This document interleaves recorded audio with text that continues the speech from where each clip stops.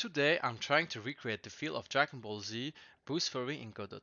I'm not making a full remake, the goal is to rebuild the core gameplay system and see how close I can get to that classic action RPG feeling. Boost Fury is one of those games that looks simple at first, but the combat actually has a very specific feel. You got movements, melee attacks, ki blast, knockback, enemy reacting to hits, and pretty satisfying gameplay loop.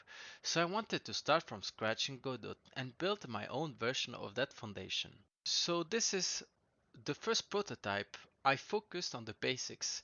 I've got the player movements working in 4 directions, idle and walking animations, basic melee combat, enemy damage, knockback, health and key bars, and the first version of the Key Blast. The first thing I worked on was movement, because if the characters don't feel good to control, everything else falls apart. I set up 4 directions movements, basic collisions, and the first animation states. After that, I added melee attacks.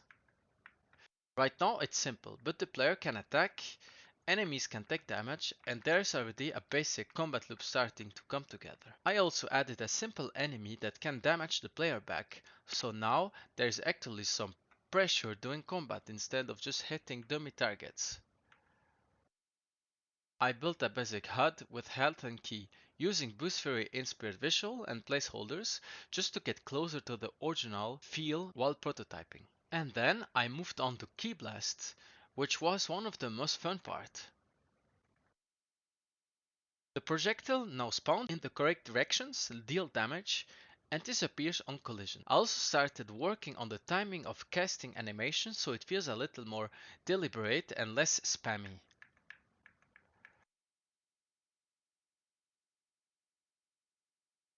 There are still a lot of rough edges. Some animations need better timing, some transitions feel still stiff, and I still need a proper attack selection system if I want different characters to have different moves. But as a first playable prototype, this already feels way closer to Boost Fury than I expected.